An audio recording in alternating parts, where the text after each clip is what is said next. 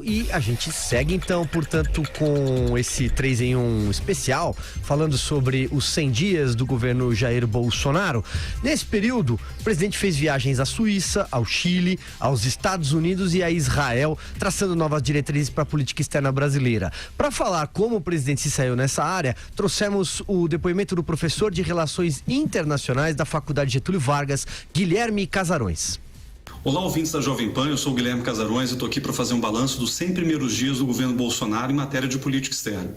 E a primeira providência é separar aquilo que são ganhos e perdas para o Brasil e aquilo que são benefícios para o governo Bolsonaro. Me parece claro que as viagens do presidente Bolsonaro a Davos, na Suíça, para o Fórum Econômico Mundial, aos Estados Unidos, ao Chile e a Israel foram benéficas para a sua própria imagem.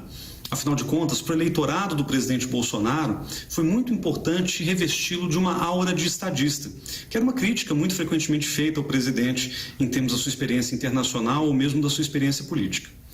Ao se apresentar como um chefe de Estado, uma foto com Trump ou com uma foto com Netanyahu no Muro das Lamentações, o Bolsonaro acabou credenciando-se internacionalmente, o que para ele, pessoalmente, pode ter sido muito bom.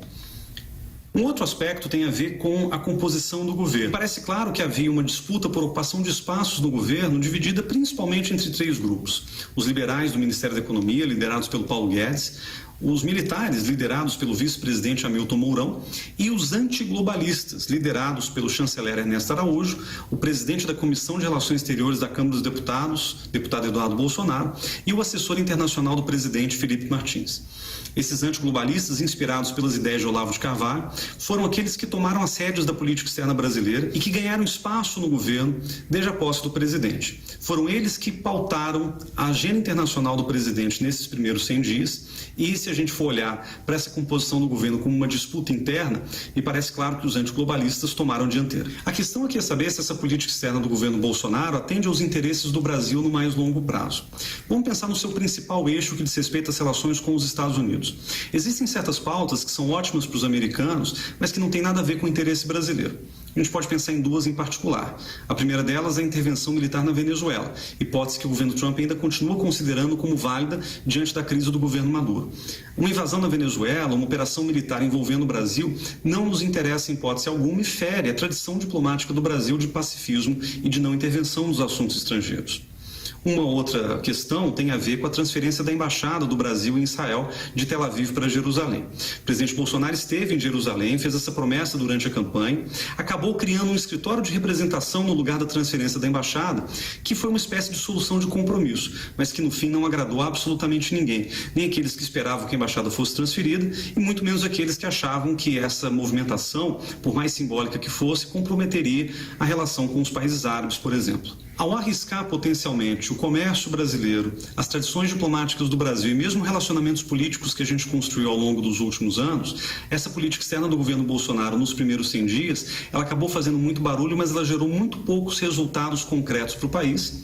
E se isso vai gerar realmente benefícios de longo prazo, só o tempo irá dizer. Esse, portanto, o depoimento do professor de Relações Internacionais da FGV, Guilherme Casarões. E hoje, o governo Jair Bolsonaro oficializou a retirada do embaixador Sérgio Amaral do comando da Embaixada Brasileira nos Estados Unidos, o posto mais importante no exterior.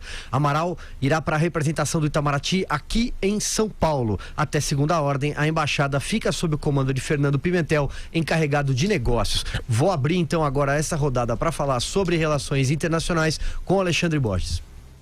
A gente estava falando de um ministério ideologizado nesse governo, que era o Ministério da Educação, e o Itamaraty é outro, né?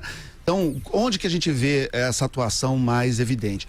Primeiro na Apex, né, que nem era para estar debaixo do ministro Ernesto Araújo, das Relações Exteriores, já esteve tradicionalmente da pasta da Economia. Houve uma guerra interna nos primeiros dias de governo e a Apex acabou indo para a alçada do ministro Eduardo Araújo.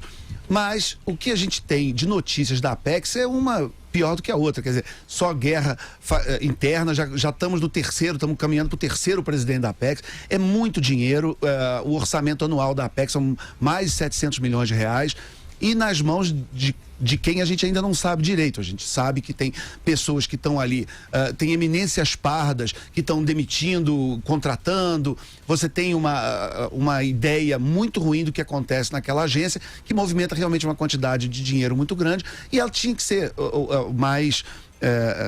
a gente tinha que ter um olhar da sociedade mais próximo do que está acontecendo ali. Esse é um ponto que eu acho que ainda não se está olhando tanto quanto deveria.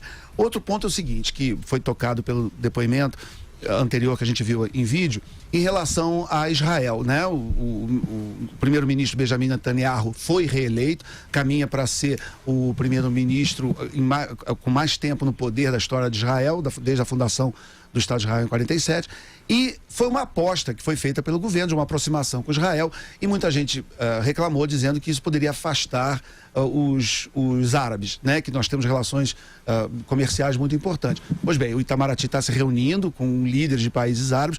Esse eu acho que é um bom movimento, me parece, né? Quer dizer, tentar resolver e amarrar pela diplomacia esse tipo de aresta que foi criada pelas posições de alinhamento com Israel e da mudança que acabou não acontecendo, mas foi sinalizada, da embaixada de Tel Aviv para Jerusalém. Né? E terminando essa história da guerra com a Venezuela, que eu acho que é um ponto importante também. Eu espero que não aconteça, imagino que não vai acontecer, mas como o presidente disse que todas as possibilidades estão na mesa, repetindo o que foi dito pelo Donald Trump, pelo presidente americano, a gente tem que ter muito claro que, apesar do Brasil ser considerado uma potência militar mais importante, maior, mais equipado que a Venezuela, pelo menos em mar e terra, em ar, a Venezuela hoje é considerada mais potente do que o Brasil, e a gente só teria a perder em vidas humanas e recursos. O gasto que se tem numa guerra é uma coisa quase ilimitada. Então, que se tire a posição muito clara de General Heleno, do General Mourão, é contra qualquer possibilidade de guerra e a busca de uma saída diplomática. Então, aí fica também uma torcida para o futuro, que o Brasil tenha uma posição ponderada e diplomática e que tire da mesa o mais rápido possível. Vamos torcer também para que Nicolás Maduro caia, e caia rápido, e caia antes que uma guerra se torne iminente ou até necessária. Vai você, Vera. Nisso a gente está todo mundo de acordo aqui, né? Essa solução de algum tipo de intervenção, né? Acho que guerra é o último que a gente pode pensar em imaginar, mas qualquer tipo de intervenção militar na Venezuela, acho que já traria consequências muito ruins para o Brasil. A gente não tem problemas nas fronteiras há muito tempo. Isso não é um problema nosso que nós devamos trazer para a nossa escala de prioridades. É claro que o mundo tem interesse em resolver a situação na Venezuela. É uma ditadura com graves problemas humanitários, tem ali violações aos direitos humanos todos os dias. E eu acho que o Brasil vai bem quando interfere pela via diplomática, pela via da pressão para que Maduro caia, para que haja uma cisânia no exército que ainda sustenta o seu governo. Isso é importante. O Bolsonaro falou disso na entrevista ao Augusto Nunes e ele está certo nesse diagnóstico.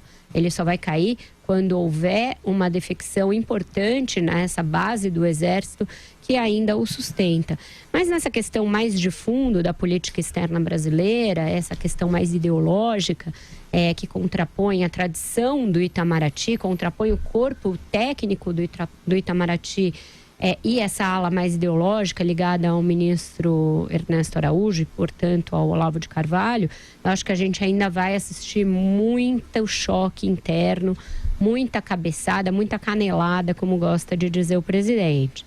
E isso, em termos de política externa, pode causar problemas e problemas de ordem comercial para o Brasil. Se está tentando colocar ali panos quentes com os países árabes, evitar que haja um prejuízo à nossa exportação de proteína animal por conta das relações com Israel e do estreitamento dessas relações, mas isso ainda não está dado. Da mesma maneira que como vai ficar a relação com a China ainda é uma incógnita. O Brasil, durante a campanha, Bolsonaro foi muito descuidado na retórica em relação à China. Depois foi ajustando essa retórica e agora essa aproximação com Trump e com Israel de uma forma sem nenhum tipo de reservas e de uma maneira muito explícita, a ponto do presidente fazer parte de vídeos de campanha pela reeleição do Trump, ainda pode nos causar algum problema na relação com a China, que é o principal parceiro comercial do Brasil. Então, nem sempre em política externa os interesses comerciais estão alinhados à ideologia, ao comprometimento ideológico e à identificação ideológica entre os países. Ser inteligente, pragmático do ponto de vista da diplomacia, principalmente num país em desenvolvimento e não tão central como é o Brasil, significa ter habilidade para se mover nesse tabuleiro de uma maneira a atender os seus próprios interesses e não os interesses dos parceiros. Eu acho que isso ainda está em xeque, ainda não sabemos se este Itamaraty, com essa conformação, tem essa habilidade. Só análise, Andreasa. Gostei muito da divisão que o Guilherme Casarões propôs, algo mais ou menos assim, né, sobre a atuação do Ministério das Relações Exteriores. Políticas em prol das relações, inclusive comerciais, do Estado brasileiro e políticas em prol da agenda do bolsonarismo, né? Acho uma divisão muito interessante e que facilita a compreensão e a análise. Então eu vou por aí. Em termos de políticas em prol das relações do Estado brasileiro, para o bem do Estado brasileiro, só houve, sinceramente, a boa mediação conduzida no caso da Venezuela. É o único ponto que eu consigo identificar até agora, nesses 100 dias de governo Bolsonaro, em termos de relação exterior, que é consistente com a tradição do país, com o nosso histórico e que olha fundamentalmente para o bem do brasileiro, considerando a delicadeza da nossa área de fronteira. Já, por outro lado, políticas em prol da agenda do bolsonarismo, aí é o predomínio. É predominante. Inclusive a viagem aos Estados Unidos, inclusive a viagem a Israel. A agenda que pode ser atribuída em termos de projeto político ao Eduardo Bolsonaro, que usa as relações internacionais como plataforma para se apresentar ao mundo. É a agenda do Steve Bannon também. Não à toa o presidente Bolsonaro dedicou parte da sua visita aos Estados Unidos para Steve Bannon. É a ala anti-establishment tomando conta também do Ministério das Relações Exteriores. Então, aquilo que a gente falou aqui também, o Bolsonaro facilita esse entendimento internacional em prol de uma agenda de projeto político pessoal, porque ele tem uma atividade personalista também. Ele não visitou os Estados Unidos propriamente, não fez uma visita de chefe de Estado àquele outro Estado importante. Fez uma visita ao Donald Trump em busca de estreitar relações pessoais para o projeto de poder muito claro que há ali no bolsonarismo. Idem na visita a Israel. Visitou o Benjamin Netanyahu. Visitou o Bolsonaro pessoalmente, visitou o premier israelense. Não foi uma visita de chefe de Estado. Essa natureza da relação exterior brasileira que precisa ser estudada, avaliada para os desdobramentos futuros e muito interessante a divisão proposta pelo Casarões.